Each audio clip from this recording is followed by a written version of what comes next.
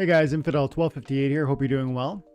And I am joined by AxlerTwinblade, aka NFO Gaming, or no, NFO, what's it again? NFO guides. NFO Guides. And you guys know him from Baron's Toolbox.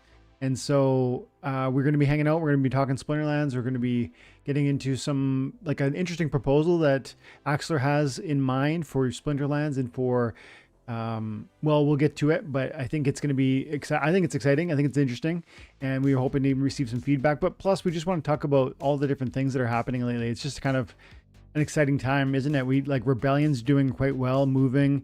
DC, even though Bitcoin has fallen, DC is above peg. SPS has gone up today with Bitcoin down substantially. Actually, like, what's before I even go to the questions around like excitement about this moment, like, can you just introduce yourself a little bit? This is only the second time we've spoken. Can you tell me a little bit about your kind of journey with Splinterlands? I know you've got this cool website, Baron's Toolbox, but how did you come here? Why are you interested? Why do you commit time and attention to create apps and devices and tools for us to enjoy this game with? Yeah, no, it's great to be here with you. And so my background comes from, a little bit before COVID. I was getting into crypto in general. I've always been a computer person, so I was really getting into crypto mining and learning how to crypto mine. I just threw some junk computer parts I had laying around together to do some crypto mining. And so I was into that aspect because I like to know the underlying how everything works. So that's kind of where I got started. And so I was crypto mining. And then again, this was a little bit before COVID hit. It was, I'm trying to remember the year. Well, Untamed hadn't sold out yet. So that year, it was, I think, the beginning of 21. And a coworker of mine kept coming into the office saying his brother-in-law told us that we should play this game Splinterlands. If we want to get in, now's the time. This was in like January timeframe. And I just said, yeah, that's a bunch of junk. I don't trust it. I'm not doing that. Mhm. And then about a month passed, came back in. His brother-in-law told us again we should get into this game called Splinterlands. And for a second time, we ignored it. And then I think right around that second time, I tried some of my crypto talents with the Dogecoin spike that occurred with Elon Musk and all that. Did really well. I bought right at the top. I sold it for half of what it was worth.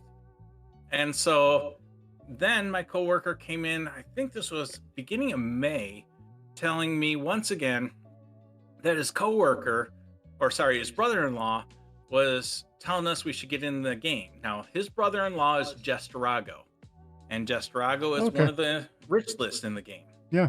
And so I didn't know any of this. He just told us that land is almost sold out. If you guys are going to join, you want to get land now.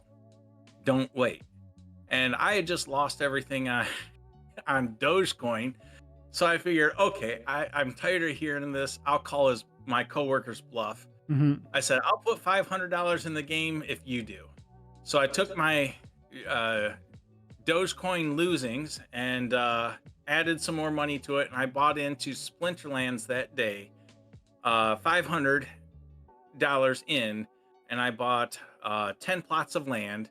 And then my coworker bought 10 plots of land. And then it just so happened we were doing this, buying these things. We're at work, and shorten the story a little bit, 6 of my other coworkers said, hey, what are you guys doing? And so 5 of them jumped into Splinterlands the same day. All of us bought land the same day, and a week later, land sold out. Nice. And so that's my introduction into Splinterlands, was really just kind of calling the bluff of my coworker. And I didn't know Jesterago's name had any, weight in the Yeah. game or anything like that. And right when I did that, I have never played a TCG game. Yeah. Um, I knew about Magic the Gathering, but I've never played it. And I knew about a bunch of these other things, but I've never played. So here it was. I just jumped in. And the main two reasons I jumped in is because it was a cryptocurrency NFT based game. I was interested in the crypto world. And um, I had just kind of messed up trying to just invest into coins in general. So I thought, Yeah. okay, a game is something I can wrap my head around better. So let me try investing in the game versus just another coin Hmm. and buying at the top and losing out. Um, so that's how I started, and I had no clue what I was doing. I think there were 2 airdrops left in Untamed. I bought a total of like 5 packs, thinking I might have a chance of an airdrop because I had no idea. Um, and then I probably was wasting a lot of my money because I was buying the daily quest potions back then to get like what was it, 5 extra reward chests a day. But I think it equated out to probably like $1 a day. I was just throwing away. Um, but I got lucky because then Untamed sold out, and then everything was selling out, and there was a few dice packs left. And so I went ahead and bought, I think, 5 dice packs, and I happened to open a gold foil Cthulhu card. Hang on a second. Let And me remember that so, one. What the Cthulhu? Oh yes, yes, yes. Big magic monster, right? yeah, Magic, Death, gold foil with Cripple. Now, it was either Death or Dragon. I think it was Death. Yeah, Yeah, that death. guy. So I got the gold foil Cthulhu in a dice Wow. pack, Wow. and Untamed at this point was skyrocketing. And that card had a value of, I think the lowest one on the market was $1,200. Wow. And I thought, there is no way a cryptocurrency card will sell at that price. So I listed mine at $1,000 and thinking it'll never sell. Woke up the next day and it was gone. I was $1,000 richer, but so that obviously that was hook, line, and sinker. So I was in at that point. And then from there, as far as making the tools go, because there were 6 of us at my office that all joined the same day, we all joined with land. Hmm. We needed a guild. We actually had to have Jesterago send us the deck to start our guild, and we sent him money via PayPal Mm. because we didn't. I mean, we had no idea how to acquire the deck, anything like this. So he got us started in that, and that's where our guild came up with land barons, Mm. lowest form of British nobility, Yeah. because we were nobodies. We knew that, and so that's just kind of where we started with the guild. And it was like a month after that, I realized the guild tool, the guild displays, even as they are today, are horrible. I didn't like them at Yeah. all. Yeah. And so that's when I started making my own set of tools for like the guild displays and all this kind of stuff. Um, and so that just kind of kept expanding into what my Baron's Toolbox website and browser extension are today. Mm. Is just all those little pieces and parts that I started building for myself, and then just kind of opened it up to the public. Like you were just showing the land management tool, Yep. and that land management tool spawned because, once again, it's another area where the game's UI UX, Hmm. I felt, in my opinion, is not easy to use at all. And the hardest thing to do is just see my plots of land. Yes. Just show me my cards. Yeah. And so that's where I started building the land management tool. And I knew that would be useful for a lot of people. Yeah, I agree. I As I look on this, like I haven't done a lot of exploring with Baron's Toolbox and the land tool that you showed me very briefly when we last chatted like a week ago. But I can tell immediately it's far superior. And you know what? Lots of credit to Splinterlands. This is not what they're here for. They're not They aren't first and foremost a website management, company. They're creating a card-based collectible card game. And they are, thinking about tokenomics, and they're thinking about, the card design, and they're thinking about lore, and they're building a world.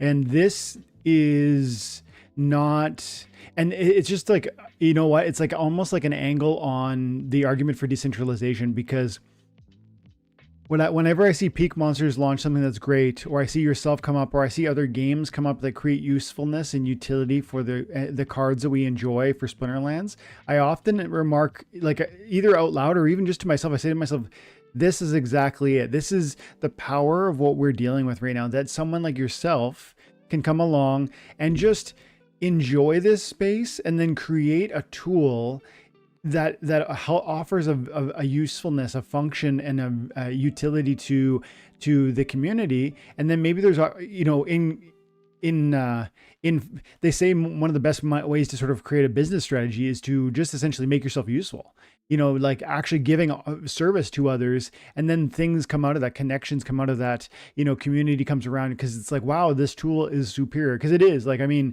coming in here and looking at land and being like, okay, I've learned how this operates, but it feels like I'm 4 clicks in. I know I can just go to production.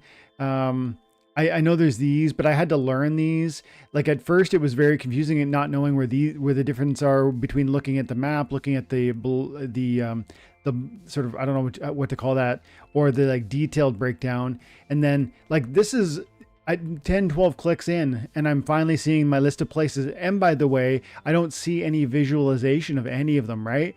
I see words, natural, swamp, common, and a serial number that doesn't mean anything to me.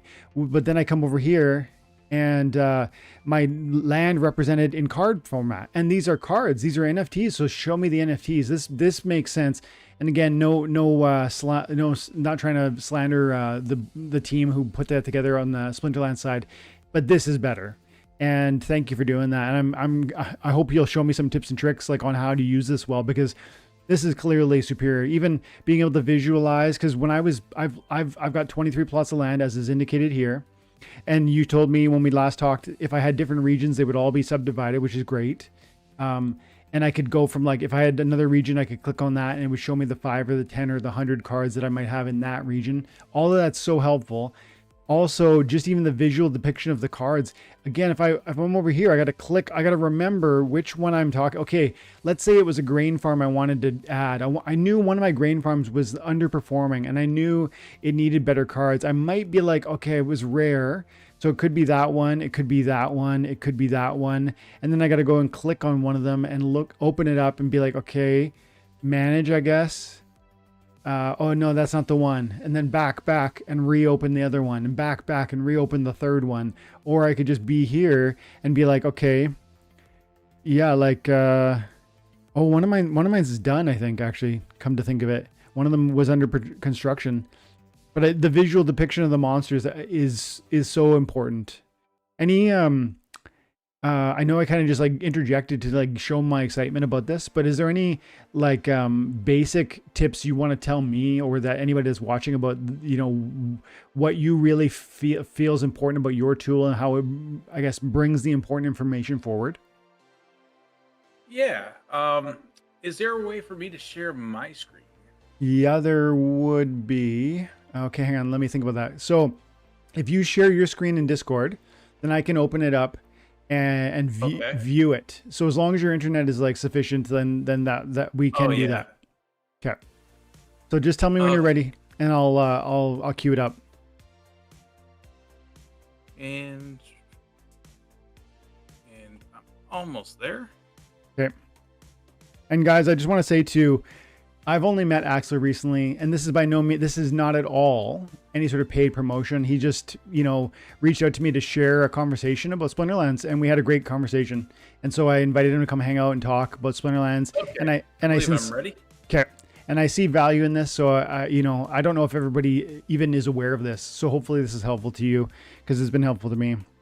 Okay, I can see your screen on my Discord, and now I'm just gonna make it big and share it, so bear with me. Boom. Oh, exit. And share it. Now we can see what you see. All right. So with my land management tool, if you come in here and you type in anybody's IGN, it's going to do the lookup. So right there is a huge benefit. This lets you look up anybody else's land cards, see what they've got going on, see what they're doing. And I tend to try to do everything in more of a visual fashion. It's just my preference. My daily job that I do every day is I build websites for a company. I've built hundreds of websites. So that's why I'm focused on, in my opinion, easy navigation, getting to things as quick as possible. Sure. And that's one of my dislikes about what's in Splinterlands. Again, I 100% agree with you. Is I'm not trying to throw shade at them, but the UI UX team with Splinterlands and I disagree. We agree to disagree of how some things should be organized. I am in no way mad at them or anything like that, but it does feel like sometimes I might act a little salty towards it, but in no way am I throwing shade at them. I know what they're building. I know how much complexity there is to it. So I definitely want to make sure people are clear on that. As I'm really not salty towards the team. We would do things differently, and that's where you see my interface come in. Is I wanted something different and visual. And the way I look at it is like, if you're in Splinterlands, let's see, let's go over here to your inventory or your cards. This Splinterlands has top notch. You click on items, you see your cards. And so I've always been expecting I click on land, I should see my land cards, and we don't see that. Yeah. I understand why. They have geared everything towards the region holder. And this is because of the sheer amount of data that could be presented. If they just showed everything, it would be too much and it would be too slow. So that's why we have to drill down through first the region, then through the tracks, and then over here you can go to see your cards.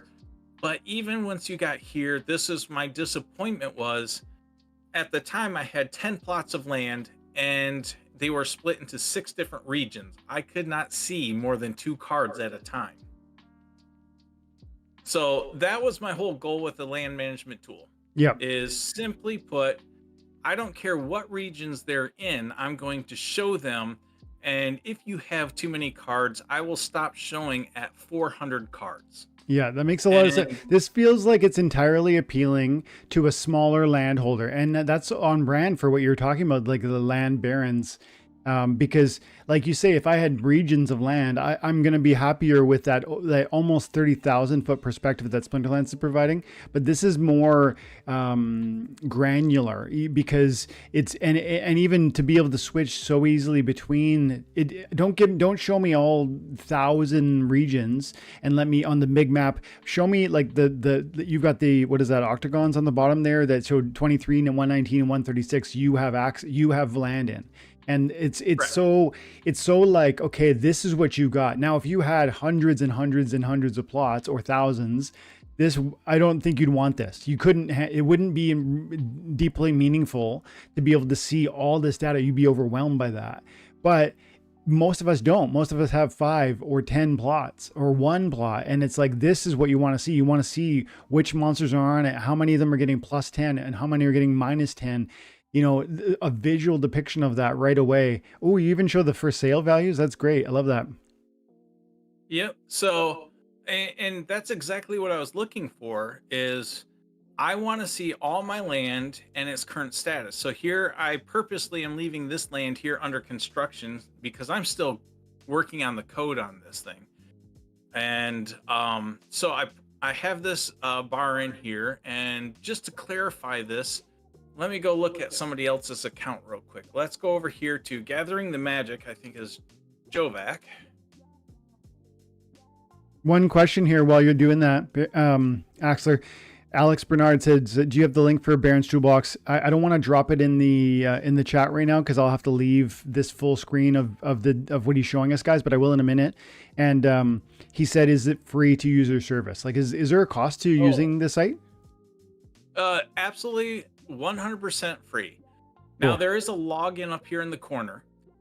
That is for back in the day. You could log in, and I'd have it so people could send me donations. And I'm not saying this to shade anybody, but I never got any donations. That's fine. My tools have always been free to use. So you just come in here, and I also look everything up anonymously on the blockchain. So Okay. that's when you're coming in here, I'm not using any of your keys. I Mm. don't need your login. I don't need your key. This is the whole purpose of a decentralized blockchain, and the fact that it's open to anybody to read. And so in here, I'm going to switch over here to Gathering the Magic's account, which is Jovac. The last time I looked at it, okay, this is a little bit better. He had a lot of things under production, and that's what I wanted to show. So here you can see this little bar here is red. This one's starting to turn orange. This is yellow. So there's two different things going on with this one simple bar. The bar is telling you how many days or months, days, hours, how much time is left. Whereas the color of the bar is more of a percent complete. It starts off as red. Think of it roughly as every 20%. Starts off as red, then it goes to orange, then it will go to yellow, then green, and then right at the end it goes purple. Amazing. Yep. And purple is like it's going to finish within 2 days usually. Yeah. And so I do that for the visual representation, but it can get a little confusing because you can get stuff intermixed. Let's see, let's look up another name here, which is this is New Again or New Age. So this is New Age's account. Now he has 1,000 this person, he has 404 plots. Okay. And so here you can see he's hit the limit of what I'm going to show. But here, if we go to construction, here's a better account here. So you can see this one here is under construction. Yeah. Now, I'm not sure why this one is not showing any construction bar. It's at the top. I'm going to guess he either just started it or it may have just finished. Yeah. This is one of the things that I look for in my code, trying to figure out why isn't there one here? Yeah. It's probably one of those two states. But here you can see this finishes in 1 hour and 52 minutes. This one's at 12 hours. Yeah. But if you come down towards the bottom here, you're going to start seeing things possibly get intermixed in color. Of course, not today. Sometimes you might see some red, but then you'll see a yellow one in the middle, and that's the difference in the color versus how much time is left. Yeah. It's because if it's building a building, it might only take 5 days, and if it's 5 days at 20%, it's still red. But these here, these are taking 30 days, and at 20% they're red. So there's two different nuances going on there that I bring that up because I have had questions about that. And so I just wanted to point that out. But for the most part, if you're looking at just the bars, the color is going to tell you in general how close you are to finishing. Yeah. Something new that I added today that nobody knows about unless you look is if you refresh the website the next time you're on it, you're going to see the total plot production right here. Cool. And so that's all of your guys added together with the boosts. Nice. So that would be your total production points right there.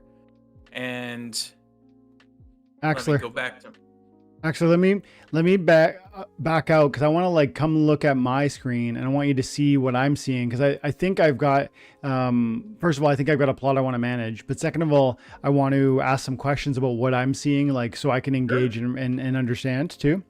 I'm going to back out a full screen here, go over here, and then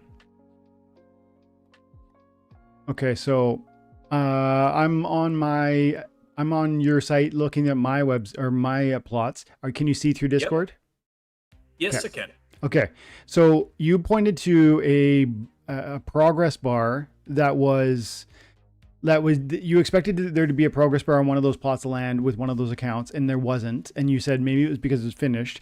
And I'm pretty sure one of my buildings was recently completed. So hang on a second. First of all, I'm noticing this is telling me this is the visual representation of that there is a building on that plot, and this one has none and has no units. So I've got, is there a way to see, like, The easiest way for you to see is up at the top in the filter bar. You got 4 buildings up there okay, to the right, okay, and hit the one that says grain farms. There's all your grain farms. okay. And there was a grain farm that I recently built that should be like currently done, I think. Okay. But it's not. So like, go and look at under construction. So the next building, okay. My guess is, would it be that plot that you started? That's right. And you see how, and I guess it has no construction time because it's waiting to be like confirmed or whatever, I think, right? That's my current guess. I think this so. Is where, like, after stream, I'm going to go dig into it. Because check this out, because I'm pretty sure that's what's happening. Because I'm like, let's go, because I know how to navigate this one a little. Like, let's go over to my production and go into my, I haven't claimed in a couple days here, and I need to. But see, look, worksite ready. And this is helpful because I know it, so I can confirm. I can click on that one right there, and I can confirm this issue. But it's also like not optimal. I mean, this just words, right? It's like not. I don't love that. But anyways, let's click on this one. Worksite is ready. Let's go into manage, and then I gotta see. You have to complete, or it doesn't start producing. I wonder if this is like an in-game error. Like if this is like a thing that they will one day fix, because if the worksite is done, it should just start, don't you think? And that's what I thought it would do. Since I only have the one plot, it hasn't got there yet. That answers one of the questions of what happens when you get to that point, because I don't have the ability to test for that. Yeah. You have to. See, I specifically had to hit complete, and it's like you have to sign that with your Hive keychain. Yep. And now it looks like you are building a grain farm. Once complete, your worksite will be. It's giving me what? I thought it was already. It said it was complete. I gotta speed it up again. Anyways, so I think there might be like a little hiccup with respect to how that works, because that was sitting there stationary. If there truly is 11 hours, 12 hours left in the construction of this one site, that's a hiccup in terms of how there's 2 different things that are happening. And the first thing that happens is you're clearing your land. So that's where that first bar comes into effect, is you're clearing your land. Now, I thought after it cleared the land, it would instantly go and start showing your building your grain farm. But it looks to me like what happened is it is building your grain farm, but it's not showing anything until you hit that complete button. And so the in progress you see now is it's working actually on building the grain farm. Okay, so let's go back to mine. Yep. I'm going to refresh. Yep. And I'll go into Infidel. And Paul Taylor in the chat said it's a known bug since you added a card after starting. See, I've heard that in like different lives and on different channels, but some of this stuff just like there's so many different variables now, and it doesn't all stick until I actually. That's why I wanted to ask to like touch this and have you look at my screen, because it'll help me learn it to really walk through it. But thanks for that comment, Paul. Appreciate you, by the way. Okay, hey, People's Guild, good to see you guys. What's up, fellas? Howdy, chat. Good to see you, man. Good to see you. That be Jangles. Drop it in chat, bud. Okay, so I got to find my little under construction. Yeah, see, now it's showing the visual representation. Okay. So basically you haven't hit the complete button yet. Yeah. So what I will look to do is I will have to see if I can track for that scenario, so I can display a button that says, hey, go hit complete or something like that. Because as you see, my progress bar jumps right over once that next piece is started. It just so happens you're already almost done with it because you just hit that complete button. Yep, absolutely. That's cool. I I'm enjoying this. This is gonna be the main way I engage with this. You guys should check it out. It's free. He's not paying me to say this. I just like the visual representation of it. But actually, it's already been a half an hour, and I would love to talk to you about just like there's so many things, man. Rebellion looks good. SPS is still, in fact, up today while Bitcoin is down. Uh, Flywheel looks like it's working. We're burning millions of SPS, and DEC is like going parabolic in terms of the number of DEC that exist, and yet it's holding at that peg level. There's so many really cool things right now. Are you using any of the Rebellion cards, and like which ones are you finding powerful? Like there's just, I feel like there's 20 different conversations we could have, and I would love to hear your thoughts on these things. Like, is there something that's grabbing you right now about the game that you want to talk about? Or even before I pull away like harshly, is there anything that you feel is really important that we should before we move away from Baron's Toolbox, that we should make sure that people know? The only other thing with that land market is the orange button at the top. If you go ahead and hit Baron's land market, I just want to mention one little thing about Yeah. this. This is going to load every plot of land that's listed for sale across every single region. And it lists it for the lowest price first. So the top left is the cheapest. Cool. And while this doesn't show you, like, I want to know the cheapest in a specific region, right now I'm just showing you the cheapest land plot. So it's easy to find a floor price. So if you go up and click on the green magic filter, Okay. Green which is magic. The banner. Nope, to the right. Earth. Yep, those are, yep. Okay. So that's going to show you the cheapest one out there. Doesn't matter what region, but it instantly is showing you the cheapest one in a visual fashion. Cool. So I just wanted to point this out, and the region bar down there at the bottom, I just forgot to turn that off because that's not going to help on this display at all. Mm-hmm. I just wanted to point out that is there, and what it's showing is everything that's for sale across all regions. Cool. And the filters are additive. So right now you're on, yeah, each little group is an additive set. So if you switch to occupied, legendary, it will instantly show you. So it's just another way of looking at the market. And again, if you want to buy it, you click on any of these land cards. I open up a new tab straight to that plot of land. So if you really want to buy something like that, you find it, you click on it, and it's going to open up Splinterlands right there. It's good stuff. Yeah, this is good stuff. I really want to be a keep owner or even a castle owner. I'm going to try and buy a tract if I can during the transition window. Talking crypto now again, Bitcoin fell from like 44 or something to 41 right now. And as it's down, other things are down. But look at this little green candle over here. SPF's 3.1 cents. If there was a play where SPS could pump and yet plots of land or tracts of regions don't proportionally pump, I would be so about that. Are you interested in getting more land, Axler, or do you feel like, I think you had 17? Is that how many you have? Yep. I'm at 17 right now. Yep. And I would love to get more land. I'm still trying to activate my 17 plots. Mm-hmm. I have one for sale, really expensive, $95 for just a common natural. I don't really expect it to sell. If it does, great. I will go and fish the bottom of the market and try to replace it with 2 or 3. Mm-hmm. So I would like to definitely get more. You were just looking at the keeps, and the keeps, there's that one keep somebody's trying to sell for 3,000. It is thousands of dollars cheaper than everybody else selling them. Wow. And that one, I just keep eyeballing that thing, but I don't have the dry powder right now for latching on to more. I need some tokens to start, moving in different directions, not just here in Splinterlands, but some of the other assets I have. Not to bring it up a different game, but the big time game, I had invested like $500 into that. The other day I sold everything, and I'm up to an $850 bag over there. Yeah. And I'm just waiting to move that back over, most likely back into Splinterland. Hmm.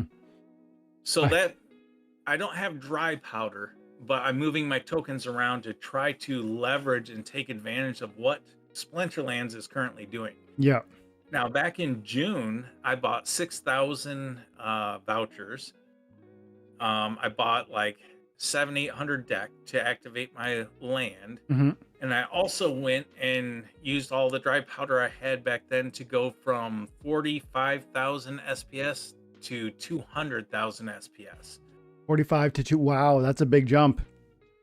That was a big jump. And that was from, I bought it all pretty much at 1.6 cents on average. And so the fact that we're up near, 3.2 cents, a lot of what I bought technically has doubled the value. Cool. I'm not looking at selling at that break point. I'm just looking at it as that's what I was doing in June so that I could be where I'm at today. That's a big jump from 30 or 40 or whatever you said to 200. Do you have a plan for the future? Like, do you probably want to grow all of these things? I bet if you're like me, you want more land, you want more SPS, you want it's up is what you're hoping for, but it's a question of money, isn't it?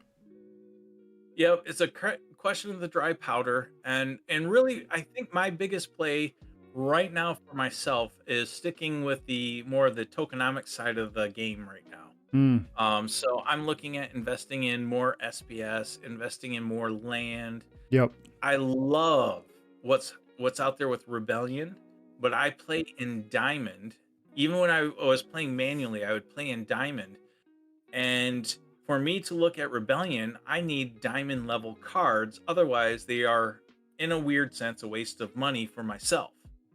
I can't play them without a penalty. And so I don't have the extra tokens anywhere or anything I can bring in to get Diamond level cards in Rebellion. Yeah. So as much as it pains me, I'm holding back. I'm just letting Rebellion go. Prices are always the highest right at the beginning of a sale. Yep. And so I'm hoping 3 months down the road to start seeing the prices decline because there's more on the market and all that fun stuff. Yeah. I'm not expecting them to go nearly as low as Chaos Legion, but at the same time, they always go down in price over time.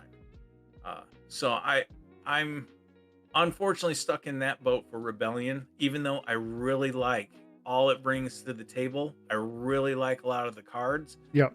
I toyed around with it some on the Mav server, but right now I think I have a total of 4 cards.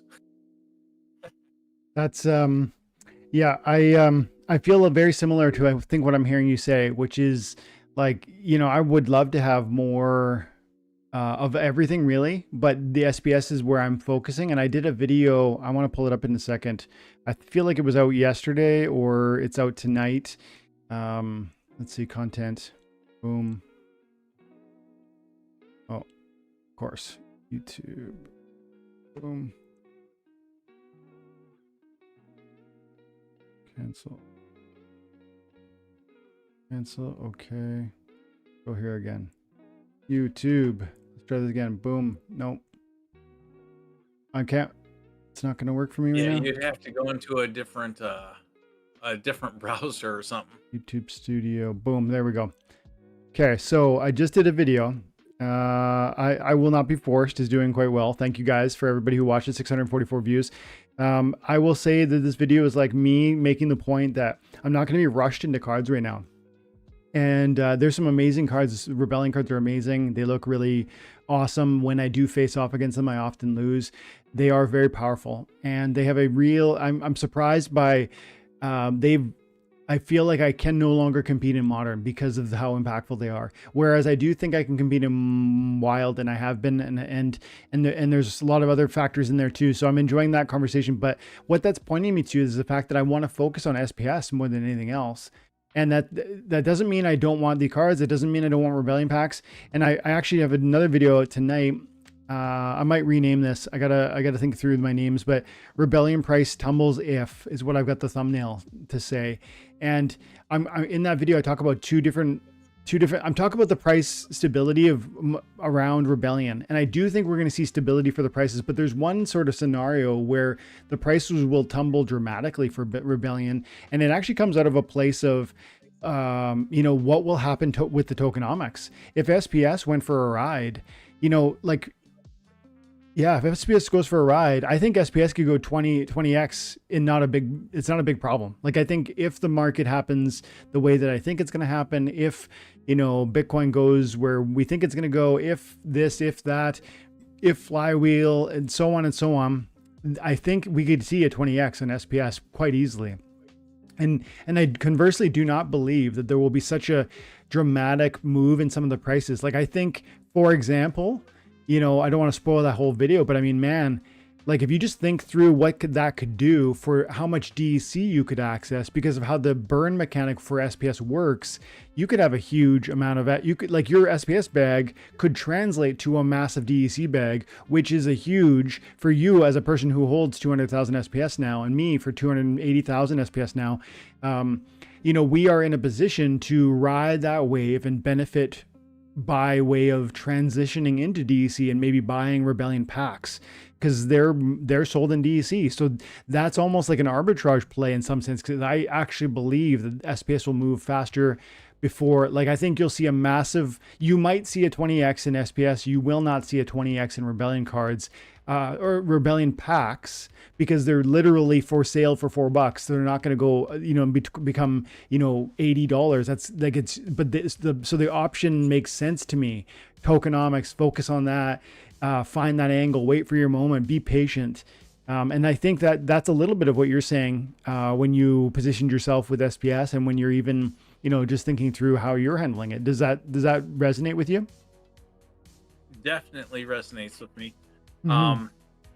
I'm looking at, like, with my SPS, basically all the SPS I claim and stays liquid, I'm leaving it liquid now. So that way, if I want to liquidate that into DEC, I will have a very small stack. Like, I've got like 2,500 SPS liquid, and everything that goes staked, I'm leaving staked. But I'm purposely letting the liquid SPS pile up so I can do exactly what you're saying.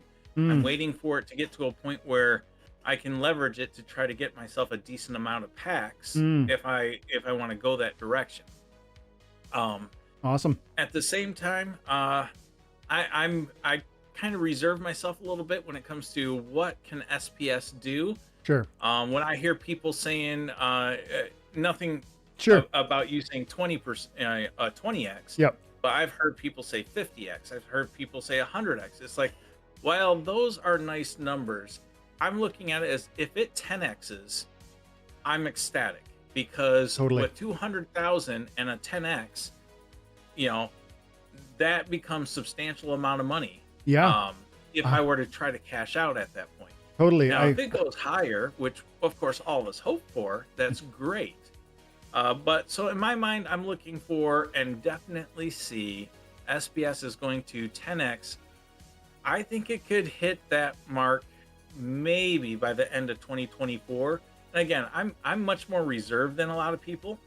I'll be pleasantly surprised if it skyrockets right past that a lot sooner. Yeah. But that's where my mindset currently is with it.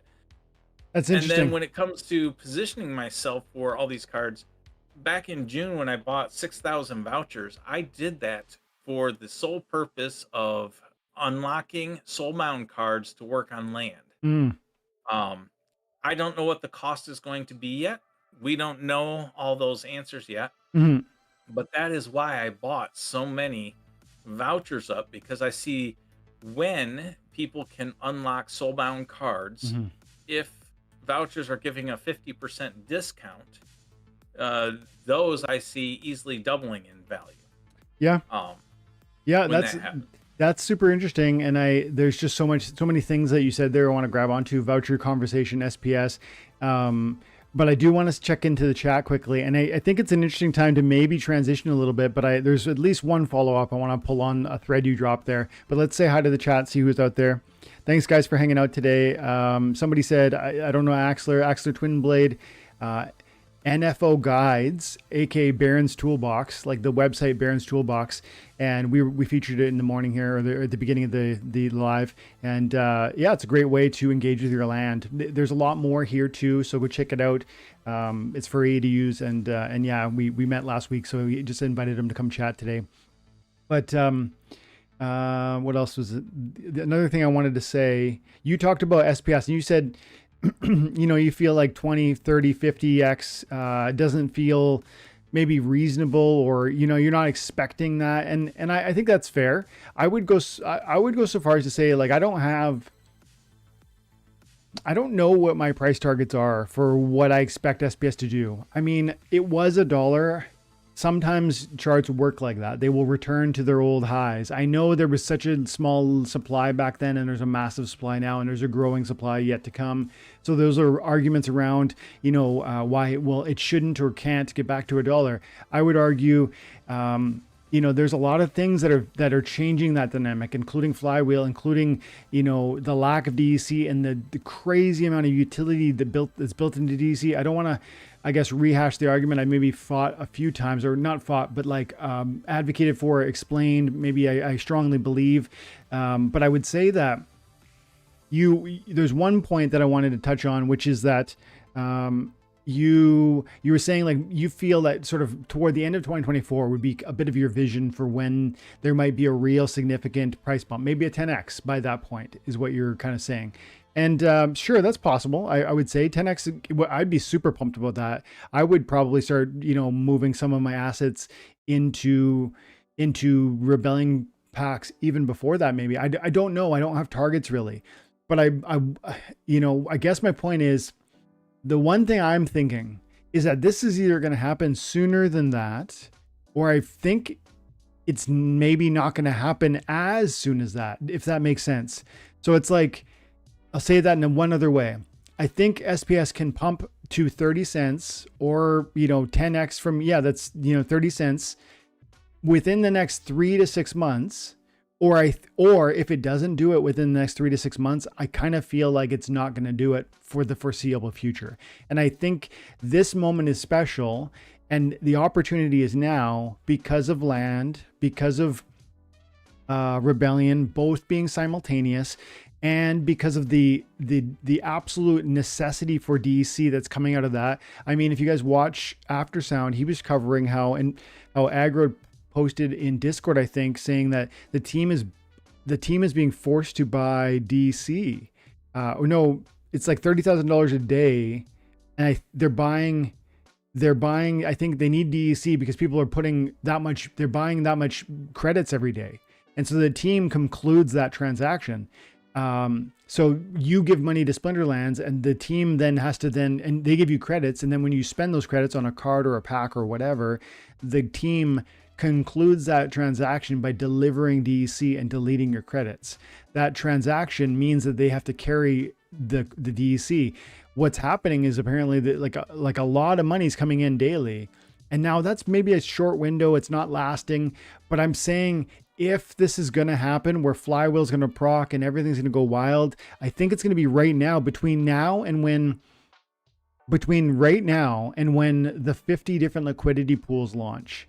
And I think those are the gigantic, momentous triggers that can culminate in seeing something really ludicrous, because the 10x is huge, man. That would be so, like you say, 200,000 times 30 cents is no joke. And, you know, it starts to get, and that's a video game that did that for you. That's crazy. And so, and by the way, what happens if it does get to 30 cents, remember that the game is now paying you in that moment, like what, $1.50 a win?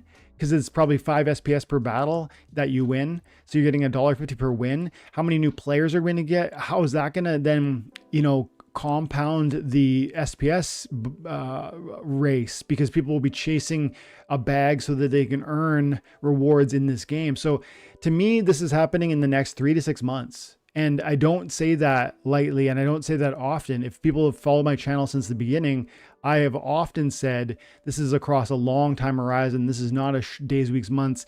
And I don't say this out of like, go buy a bag. I don't say this out of financial advice. I just say this out of, this is my thinking of where we're at, and the moment is special. It's different than, like, I just can't see something in, 12 months being bigger than this, than the culmination of factors I just mentioned. And that's why I feel it's sooner than later, or it's far, far away. Because if it doesn't happen now, then I think we're talking like when SPS is out of circulation and the game has grown naturally and there's a huge new, that's years away. So I guess I'm hoping it's in the next 3 to 6 months more than I believe it is. If that makes sense. What do you think about that? I see what you're saying, and I definitely see. I could see it happening in the next 3 to 6 months. For me, I was watching the token, and when Rebellion just came out, we were up to like 3.4 cents, and I knew there was going to be a decline after that, and it dropped back down to 2.8 cents, and I was like getting a little bit concerned that there wasn't as much power behind it as I was expecting. So I'm very happy to see that it has then climbed back up to the 3.1 cents where it's at right now. Mm-hmm. I think that's a really good sign of leading into what could be 3 to 6 months. We could hit that 10x. Mm-hmm. So I see that as possible. Yeah. I think you're missing a big catalyst. So if it doesn't happen Yep. in the 3 to 6 months or in 2024, I really think, we don't know the date, but the next really big catalyst that could still trigger that huge cascade is going to be Land 2.0, 50 resources, 50 liquidity pools. Yep. I could easily see that date being the next trigger point. Yes. So I not agree. necessarily 8 years out, but let's say, let's say Land 2.0, every aspect of it is out 100% playable by December of next year. I see that as being a big trigger point. Yeah. I hear you. I do think very much that 50 liquidity pool is going to be a huge contributor to what I just, argued. Do we know when that's supposed to, I thought that was happening sooner than later. What's the timeline on that? Do we know? We really don't know. They basically are saying, we hear rumors, it's going to be sooner than we think. But all those rumors come from Splinterlands, not to throw them shade, but they are on a track record right now of completely missing the mark to the long side. And so I'm not listening to, kind of those rumors of like, it's sooner than later. I'm watching like the white papers that we see coming out. Let's see when we get land, some of these other pieces of land phase 1.6 that they've been talking about, such as unlocking Soulbound cards.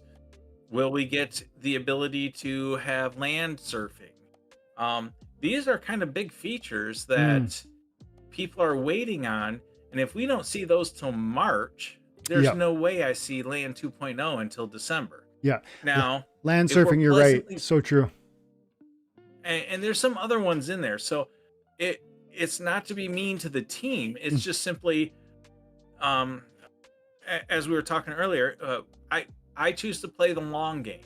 Yeah. It doesn't scare me that it might be December for Land 2.0. I'm just trying to I'm pre-staging everything I can now, so that if that day comes a little bit before I'm expecting, I'm ready. Yeah. Even with, like earlier I mentioned, I bought vouchers in June. I bought SPS in June. I bought all this stuff in June, and it's just now hitting now. But if you're playing the long game, you got to be looking way ahead if you're really wanting to have the best chances for getting all the benefit of a 2x to 10x. Yeah, I hear you. It's about building it over, like building it while other people are not really paying attention, in order to see the real multipliers, the meaningful multipliers. If you try and come in, like right now, people are talking about Bitcoin, like, fear and greed index is huge. 80, I think, earlier today, but probably fell after Bitcoin went down to 41. But people seem to be talking about Bitcoin. And to me, I'm like, What are you thinking? Like, okay, let's say it goes to 100,000. What are you getting? Like a little better than a 2x? Is that what you're here in crypto for? Like 2x's? Like, I mean, are you like, cause that doesn't even move the needle to me. Like cryptocurrency and blockchain based video gaming are really revolutionary to me and innovative and exciting because the multipliers that are possible because no one is paying attention. Like, I mean, okay, 27 people here, love it, appreciate you guys. That I see and I appreciate that. But when we look at what Splinterlands is in terms of how many, actual humans are playing it, and we hear different numbers, we're not talking hundreds of thousands. We're probably not talking tens of thousands. We're probably talking thousands of people. And it, I think critics might say less, hundreds of people. And it's like, that is what could multiply into something so insane. Like we talk about, games that are like, and this is a good game. I've been showing in some of my recent videos. I don't, and I think you guys get this. It's fun. It's fun, man. It's fun to play this. I'm enjoying this. I'm enjoying land. I'm enjoying, and it's in the complexity and the nuance and the different options. Like the entertainment value is growing, not shrinking. And so when we talk about, it's not even just about tokenomics. It's about this idea that like we aren't even really on the map. And as we get on the map, that makes the tokenomics even more scarce, which is so exciting because, there are games that are similar that have millions of players, not hundreds or thousands. And what would that Right. do as they each need an SPS bag? Sure, most of them are never going to buy $1,000, $10,000 worth of SPS to play a game. That's not going to be who we appeal. Like some of that audience is going to be just like the free to play people. But I'm saying we have so much room to grow. It's very exciting. You know what, Axler, it's 5 o'clock and I need to go soon. Let's spend 15 minutes and talk about the proposal that you were, wanting to bring forward. We got 29 people hanging out. Thank you so much, guys. Drop a like, AxlerTwinblade, NFO Guides, creator of the Baron's Toolbox. And we just met each other last week and we've been chatting. So we popped on here today to do a live and talk about Splinterlands. But Baron had a cool idea. Do you want to talk about it right now, Axler? We can bring it up. I'm sure it's one of those things that we can just kind of present, and Yes. maybe everybody can leave some comments on the video, so we can read through them later, and maybe we can revisit it in more of a long tail Yes. conversation. Yeah, like from what I think it'd be valuable because you have 30 people hanging out, and these guys are, they've been here. Most of these names are people that have been here through the whole bear, so they have that deep interest that we do too. So hopefully we can have this cumulative, thought where it's like we all bring something to the conversation, and through the chat we can kind of hopefully grow. But yeah, maybe you can introduce the idea that you're proposing, and it's not a proposal, it's just a conversation really at this moment. But you have an idea for vouchers, you have an idea for Soulbounds. Yeah. So I have the information up on my screen. If you want to share it, you can. If you don't, that's fine. I'll talk through it. Okay. Okay. So the idea that I'm trying to present is something that I want to bring up as a proposal. So this is kind of a conversation even before a pre-proposal phase. And so there we go. In the chat, Anyway. JPH is just saying he likes my drink, so I just shared it. But anyways, sorry, Yeah, Axler. so what I've been thinking about, there was a huge conversation going on in a pre-proposal about unlocking of Soulbound cards. And that was going on with Clayboyne and some other people, and it was getting tons of comments. Then during the town hall, Yavamat kind of didn't say to stop talking about it. He just says, he has some ideas as well, and he thinks, if it's going to encompass something, it should encompass the whole aspect. And so he just wanted people to kind of take a step back and talk a little bit more. My idea, I feel, comes into the middle ground from the conversations I was hearing and seeing in the threads. I tried to post this in the threads on Peak D, but the conversation was locked. Mm. Okay. So the basic idea is this. Soulbound cards, right now let's exclude Gladius cards. They have a much longer track record. They have different burn rates.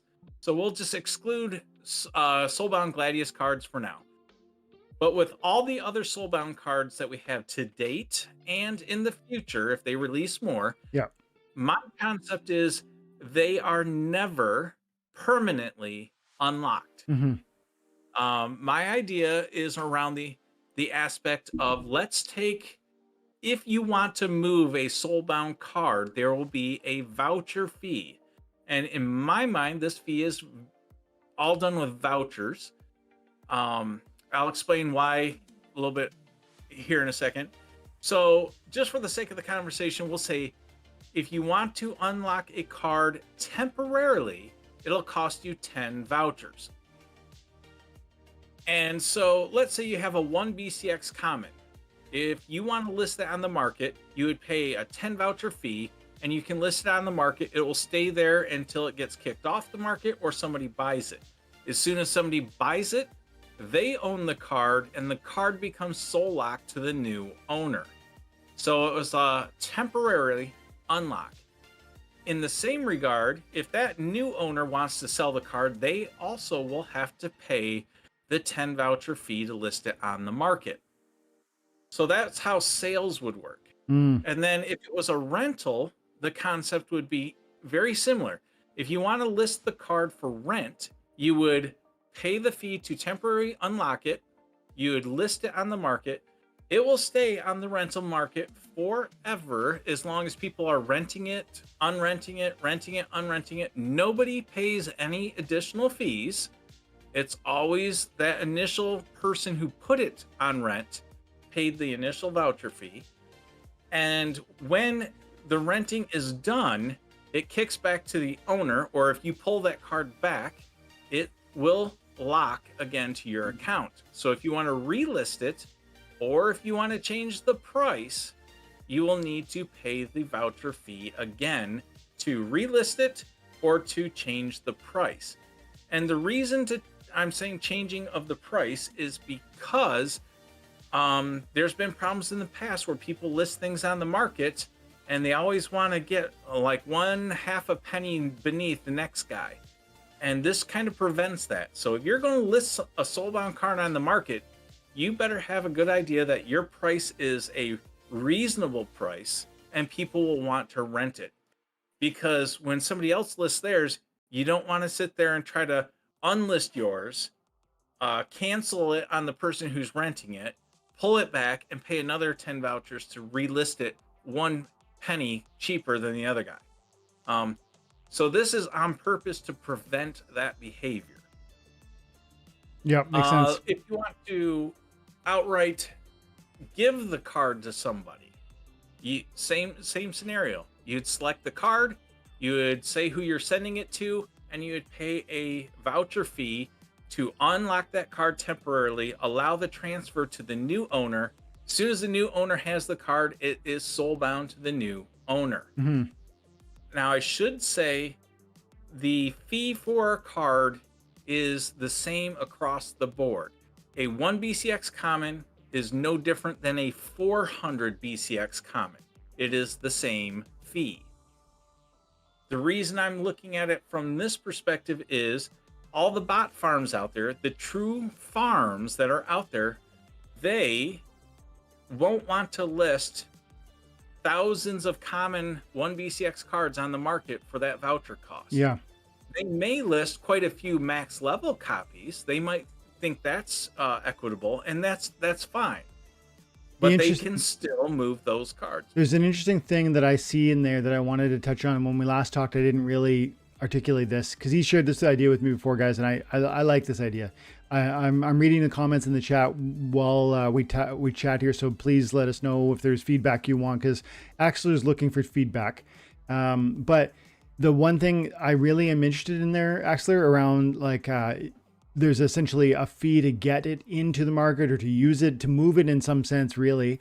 It's interesting because you are going to incentivize consolidation of those assets, which means that there will be forever like a limited number of really low BCX, because there would be no meaningful value to like spending a 10 voucher, a 5 voucher, like a set fee to move one BCX just doesn't make much sense. And so you're going to incentivize consolidation of BCX so that moving them makes any sense at all. And that is going to deter sort of the easy access to low BCX. And I think also that's going to mean that the value, the price tag associated with the Soulbounds that were available is going to be far higher than you might have otherwise imagined because of that exact mechanic. But sorry for interrupting. And that is another aspect of this is it prevents what a lot of people consider these soulbound cards are way overprinted. This prevents overprinted cards from hitting the market, being for sale or being for rent. You're going to see only what people think is worth moving hit the market. So you're going to prevent a lot of what people consider overprinted cards to stay out of the market, still soulbound to whatever account they are. And what that does for us is it makes a overprinted card set of these soulbounds, the floor price instantly is going to remain high. Mm-hmm. Like I said, if it's let's say 10 vouchers is equal to $1. That means the cheapest 1 BCX common on the market will always be $1 and a penny. It's never going to be a cheaper card than that. So if somebody wants to finish something that they're working on and they need 5 BCX, well, they can expect that will cost $5 because people that are listing just a 1 BCX, they have to pay $1 just to list it. So basically that's going to hold the floor price higher on what essentially could be an overprinted card set. Mm-hmm. And now the higher ones, if you want to sell a 400 BCX copy, a lot of times that $1 fee disappears. What's $1 when you're selling 400 BCX? Yep. The person's most likely not going to care. So yes, it will kind of limit the low end to being more expensive, but the high end, I don't think you'll see any price difference whatsoever on higher end combined cards. Let me throw you two comments from the chat here that I think are interesting and relevant because they're talking about vouchers. Based off so JPH spoke. He goes, I think it should be based off the dollar amount and not a coin price. Coins move too much, and I think you've said that that's what you're aiming for. Like, are you saying $1 or 10 vouchers? Is that what you're saying? I breezed past that, but in my notes here, I do say a set number of vouchers or $1 worth of vouchers. So okay. I'm using the numbers of 10 vouchers as just an arbitrary number. Maybe it's 5 vouchers. Yeah. But realistically, the better way to do that would be, say, 50 cents worth of vouchers would be a better way to say that. The concept is I really think the unlocking ability needs to be attached to vouchers and not DEC and not SPS, because all the bot farms, they get SPS and they can burn that SPS into DEC. Yes. Unless they play the game like a real person is playing and they stake SPS, they will not be getting vouchers for free. So all of us that have staked SPS, we get these vouchers for free. So those vouchers now become an access token for unlocking Soulbound cards. We get them for free. If we want to list more than we have vouchers for, well, then we also need to go buy them. Yep. If the bot farms want to list a bunch of cards and they don't have the vouchers, they are going to have to buy those vouchers from all of us. So in other words, the bot farms will be paying us, I'll call us the human players. Yeah. They will be paying us, the human players, to buy our vouchers. So we get the benefit for allowing them to list their cards on the market. Now, there's one other piece I forgot to mention is I would make it so Soulbound cards can never be burnt. Because if you allow them to be burnt, then the bot farms can then just simply burn off all their Soulbound cards. Yeah. So now, let me rephrase that. They should never be burnt for DEC. If there's some other mechanism somebody wants to throw out there, like I heard somebody mention maybe burn them for merits. I could see maybe something like that. But the main reason is we don't want to have anybody who has just been piling tons of cards based on a bunch of bot accounts to be able to easily liquidate their supply of or oversupply of cards. Mm-hmm. I think there's one more comment, and you kind of answered it, but I want to speak to it because I think it's going to underline what you just said there. Elistios, which appreciate you popping by, Elistios. It's been a while, but he said, also voucher is a garbage inflationary coin in its current form, so it should be used for something the same idea you could bring with DEC instead, which at least serves the flywheel. No one cares about vouchers, in my opinion. And then you just said something I think is really important we need to underline, which is the idea that the voucher is actually, if you step back and look at it, the voucher is, and what's that phrase? It's a representation or a reflection of your commitment and your time in this game, right? Think about your SPS bag staked producing vouchers. Those voucher tokens are an accumulating asset in your portfolio, and you're right, they're printed, Elistios. But the first point is a mechanic like this would delete a lot of them. Second of all, we know that land is going to use vouchers. Third of all, we know that there's going to be other voucher burn mechanics. It seems really clear to me that the inflationary nature is not going to be a problem for the long term.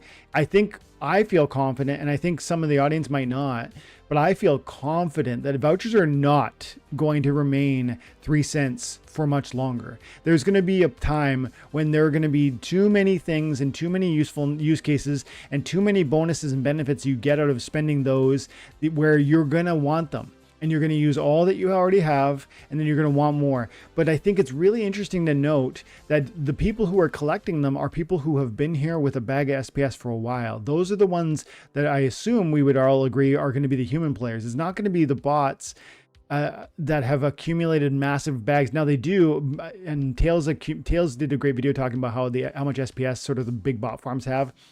It was in one instance, and this is going back a couple months, but in one example, he showed how one major bot farm had like enough, they have something like tens of thousands of accounts, but they only had enough SPS to meaningfully equip, I want to say like 100 accounts. And I could be off in the numbers now, but I hope you track with my point, which is that the bots are not equipped to meaningfully extract this sort of value. They aren't positioned deeply into the tokenomics of the game. They're often just playing really cheap bronze level accounts to extract the trivial rewards that on an automatic basis to get a little bit of SPS or some reward cards that they in the past have burnt for DEC. And in this example, if they could, they would burn for DEC. And I think Axler's idea is really attacking the automated side and saying, like, if you're a human player, this would really benefit you because you're actually going to see greater benefit for the vouchers. You're going to see the vouchers are a benefit from your SPS. So you're going to see greater benefit from your SPS. And he talked about like DEC would be better because that's a flywheel thing. I think we have to remember that DEC is like already at peg. Now, it doesn't mean that wouldn't help to have one more thing thought and brought into that conversation, but just to think through, I do not believe that vouchers will be sort of so overly inflated forever. And I think everybody who, if you ever do bring this proposal to sort of bear and you put it forward, Axler, I think that's going to be something we all, when we vote, we have to kind of debate in response to your proposal or your question. Because it's like, do we think vouchers are going to stay cheap forever? Because if we do that, then we don't maybe need, then we might think they shouldn't make sense in this context. You can just always get them. But I think it's actually a real benefit to human players, because I don't think they'll be cheap forever. I think that they'll be accessible to those who have the foresight to carry an SPS bag. And that'll be those who are in this room probably, who have been here for years playing the game, enjoying the game, receiving SPS daily. But at some point in the future, you won't have that. And so it'll be us who have been here who will see that benefit. So I'm interested in this. I don't have too much more time here. My wife's going to expect me in 15 downstairs, and I got to help prep with dinner. But I would love to give you a couple more minutes to kind of say anything else you want to say, Axler. And then I would love it if the chat, if you guys have great comments, if you want questions or feedback or even critique, AxlerTwinblade is like seeking all of that, good, bad, ugly. And he and I would love to have you come back and we could just do a devoted conversation around this topic too. But please, if there's anything like kind of maybe a couple more minutes to talk about this, I'd love to give it to you. Yeah. So again, just to touch a little bit more on the point about should do it with DEC and not vouchers. Again, remember all the bot farms are capable of earning SPS. Yes. Which means they have SPS, they have DEC. What they don't have is they don't stake their SPS. They don't have vouchers. If they stake all their SPS today, well, they're not going to get 6,000 vouchers by tomorrow because they haven't had it staked over time. So by forcing it to be vouchers, if those bot farms want to move the cards, they can, but they're going to buy all of those vouchers off of us, the humans. We get the benefit, even though the bot farms did the work. Yeah. We will get the money from our voucher sales to them. And so that's really where there's a key difference. If we let them be unlocked and moved with deck or SPS, the bot farms have that. Mm-hmm. They don't have vouchers. And in order for them to get that, they have to come through us. In other words, we can be the gatekeepers of how many vouchers we sell. We can be the gatekeepers of how we price that. In my personal opinion, if let's say something like this was in place before they actually get the code in place to unlock Soulbound cards, I could see something like this making the price of vouchers 2x within a week. Mm. Yeah. If it coincides with unlocking of Soulbound cards. All of us have Soulbound cards right now we would love to use on land. Mm-hmm. And I see this as the same thing. To unlock it, to move it to land, I see it as the same thing. A temporary unlock, move it onto your land. And as soon as you pull it off of land and it comes back into your account, it's locked again. Yeah. So I'm looking, as you said, I'm looking for all feedback. Yeah. I hope this idea doesn't strike the nerve of anybody, but if it does, please articulate what you feel is wrong with the idea, what pain points you see, because I would like to bring this to Claiborne as a pre-proposal, but I want to get your feedback first. So definitely leave feedback in on the video. I'll be watching the comments on the video, and after this video I'll be reading through the comments during the video. And I'm just looking for feedback. Mm-hmm. I want this to be something that all of us feel is something that makes sense, and it lets us move our cards at any time as long as we have whatever dollar amount of vouchers available. Yeah. And because we're staking our SPS, we are earning those for free. Yeah. Yeah, that's it. I am deeply excited about, and I shared some of my feedback. I won't with AxlerTwinblade directly previously. I love the idea of thinking through how we would make the Soulbound reward cards transferable. We know that has been a thing they're thinking about, a thing they've talked about. You know, can we put them into land? You know, is that one usefulness and that's one price tag, and then making them transferable, sellable, rentable is a totally different price tag? Matt has speculated openly about this. He doesn't know yet. And that's why Axler's kind of come in and said, look, well, what can we do here? Like, is there an interesting way to think through? And I specifically asked him too, like, what about DEC and why not just focus on that? But I do like this idea of like vouchers that's a reward we get as humans. And I don't believe that bots are getting it in the same way. And maybe that's a thread we almost need to pull on a little bit and like explore how bots are or are not benefiting from vouchers. I suspect the answer is bot farms are generally speaking under-equipped with SPS, extracting at the lowest levels of the game and still getting, they don't care if it's fractional SPS, it adds up across tens of thousands of accounts and they just automate, and that's that. So I think this makes sense in that context, unless there's some sort of complexity about the, you know, how this would work on the blockchain. So I'm excited by this because I do think, you know, impermanent transferability, meaning like temporarily transferable Soulbound reward cards, make a lot of sense, because that's going to be exciting for a lot of reasons, guys. It would be exciting because it would mean that there will never be a huge amount of cards on the marketplace for these Soulbound reward cards. Not just because of the previous reasons we thought, like we thought you would have to pay DEC to make it transferable. That would be one reason to believe that there will be limited Ava the Undaunteds on the market eventually. But it's a whole other level of sort of consideration and reduction of supply when you start to realize, well, there's actually a voucher cost to do it every time. Like if I want to sell it once, sure, but then if you want to sell it another time, it's like that can get out of hand in a sense, in a great way, where Elistio said in the chat, and he was being like, I mean, facetious. He's like, if he was talking about how vouchers, some people think vouchers going to go up to $1, $25 they think, and he doesn't feel that's realistic. I don't either. Like maybe $1 one day, I don't know, but 25 again doesn't seem reasonable.